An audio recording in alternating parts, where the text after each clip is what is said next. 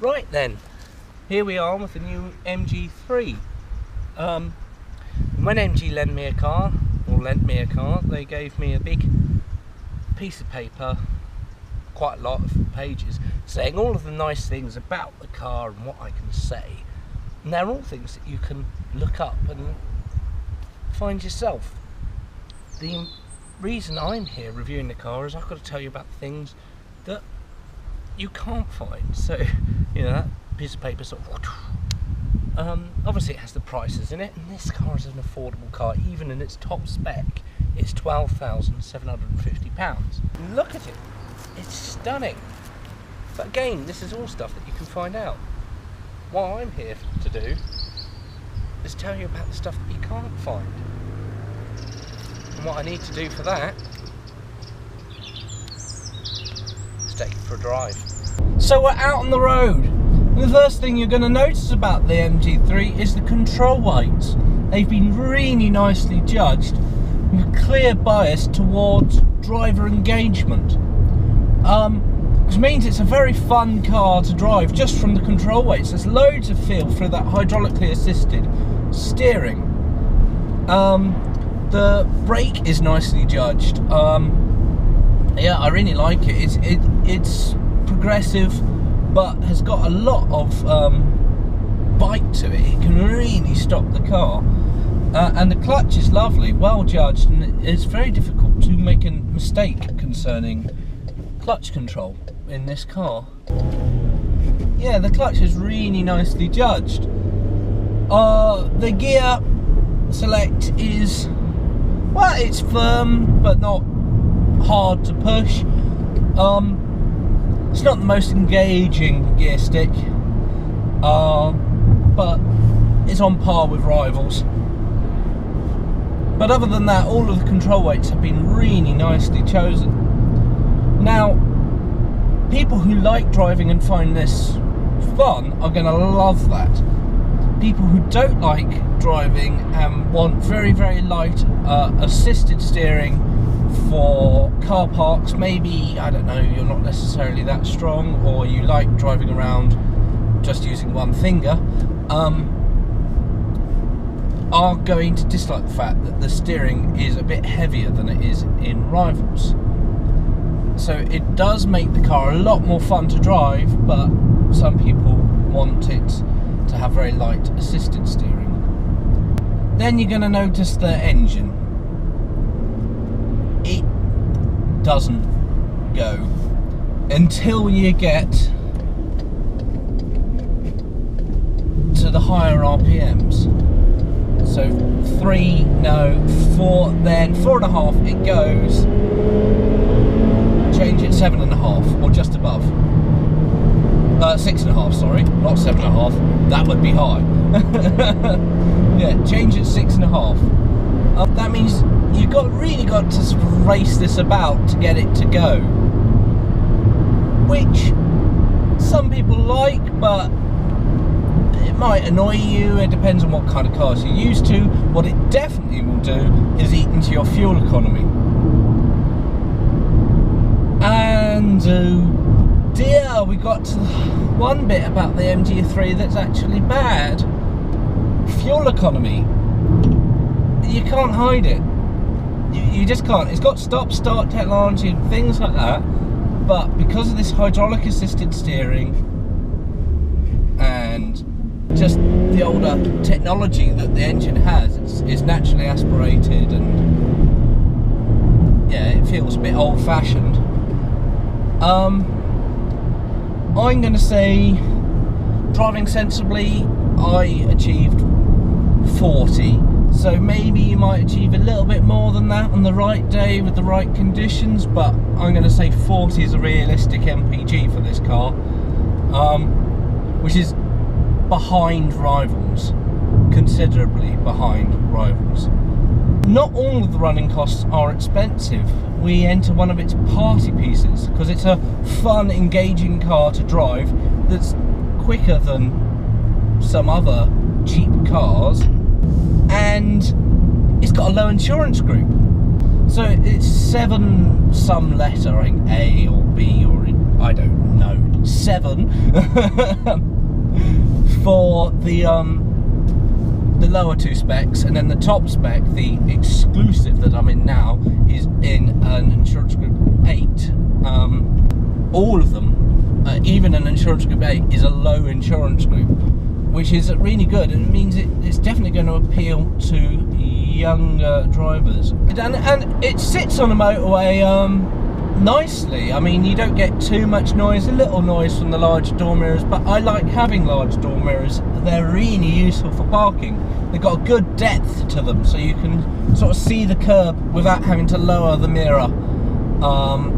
So yeah, I really like the door mirrors in this car, so I'm willing to put up with a tad bit of noise when travelling at 70 miles an hour, and it really is a tad bit of noise. It's very quiet, very comfortable at those higher speeds.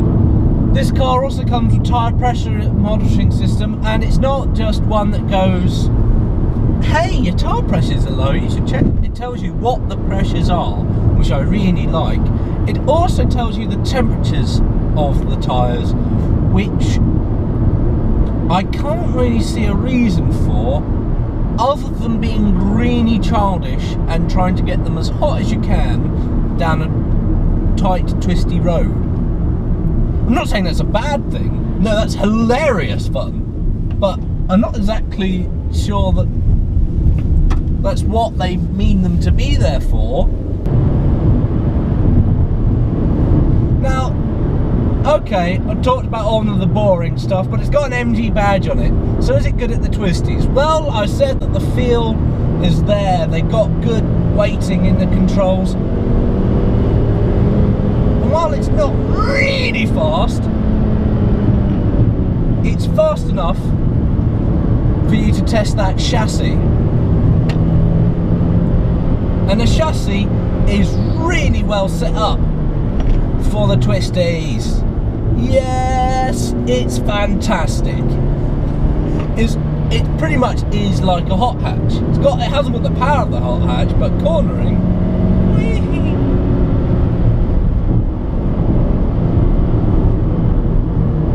it's so much fun.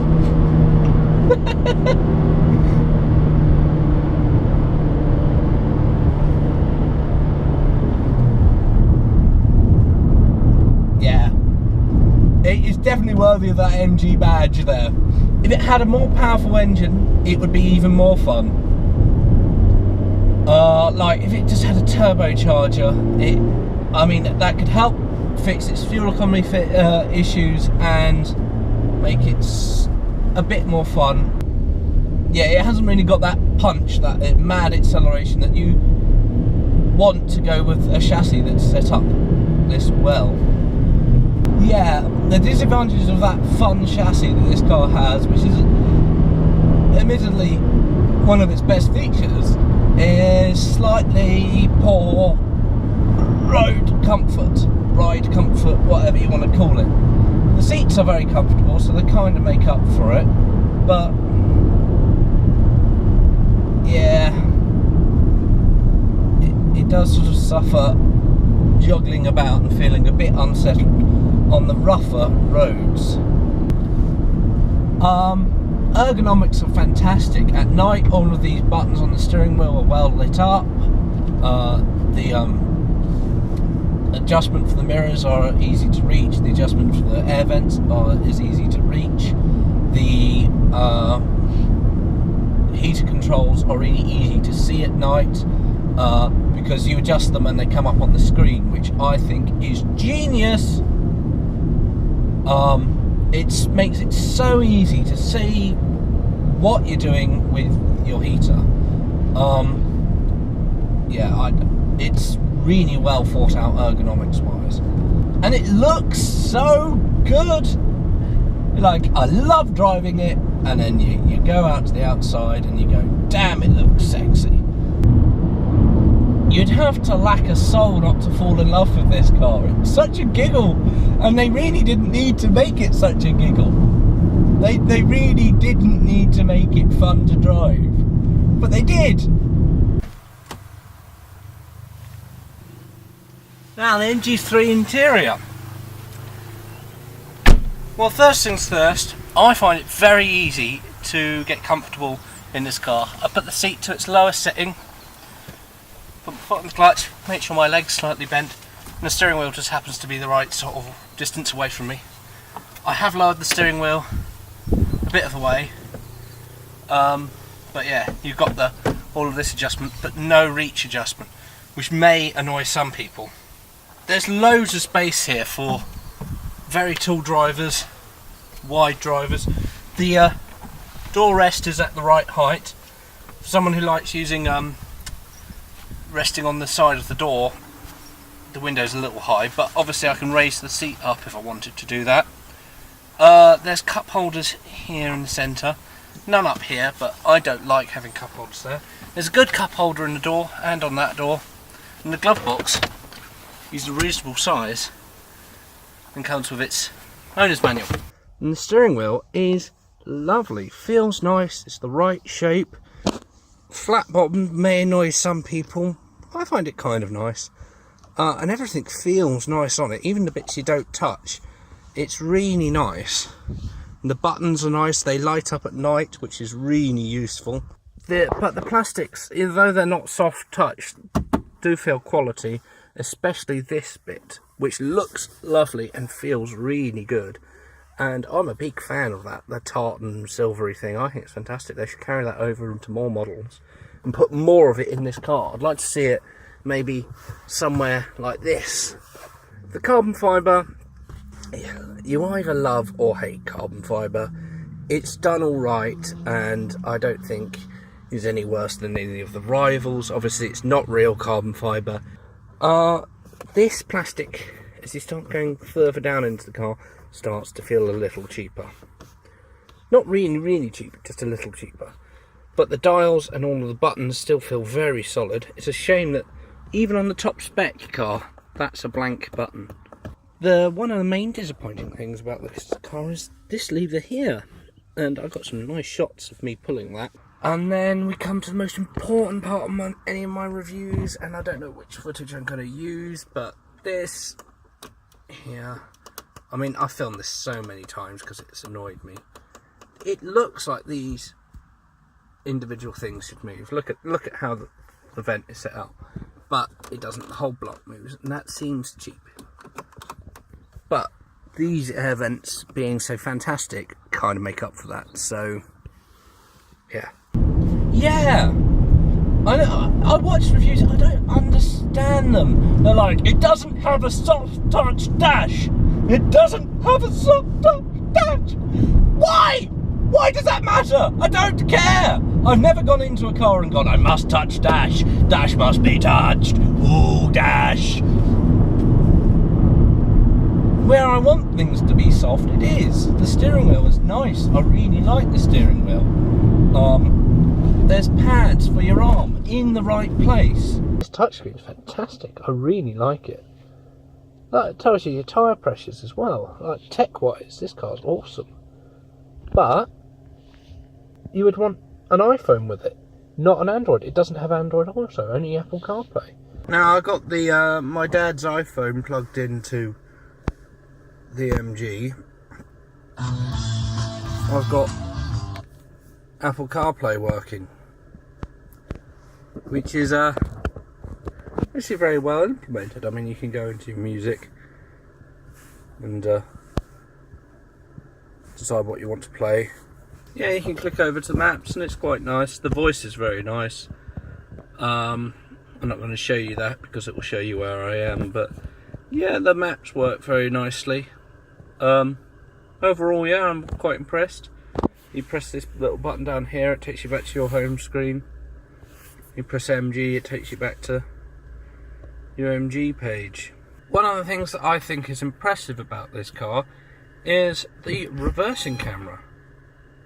It's very clear and it's got the guidelines to show you where you're going to turn to. It's also got reversing sensors, so we're in the safe bit. And there you go. So you join me at the back of the MG3, and one of the key things to note is this door opens really wide. So it was very easy to get into. And once you're in the car, well, you notice these seats are actually quite comfortable. But these headrests just don't go high enough. So they, on a taller passenger, they're sort of just in the wrong place. Which is a bit of a shame, really, because everything else back here is actually very nice. And one of the main things I like about the boot is how you get into it. It's really nice, and it looks a lot cleaner than the pre-facelift's handle. I really like that, and I like the cutaway that matches the cutaway on the spoiler. Yeah, but you don't have to fold down the seats to fit loads in. There's lots of space, but there is a high loading lip, which can annoy some people. Personally, I don't find it too much of an issue. I never carry anything heavy enough that doing that is an issue. But for some people it might be, and it's a shame maybe that this car doesn't have a variable boot floor. So overall, I'm really impressed with this car. I think the people who are going to buy this car are young car enthusiasts, and I like that. That's what MG's always been about. You're young, you're between the ages of 17 and 25. You need something that's cheap to insure, but it's loads of fun and teaches you everything you need to know about car control and feel. MG3. Obviously, if you need better fuel economy, you might have to look elsewhere, and that's something I wish MG would work on.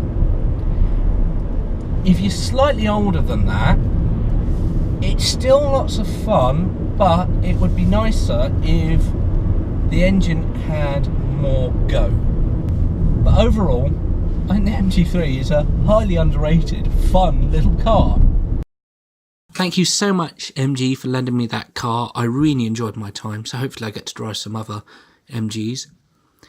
Now, if you want to see more MG videos, there's an MG playlist here, there's a car review playlist here, and there's a subscribe button here. Please do subscribe and like this video if you can, it really helps me out. Ta-ra!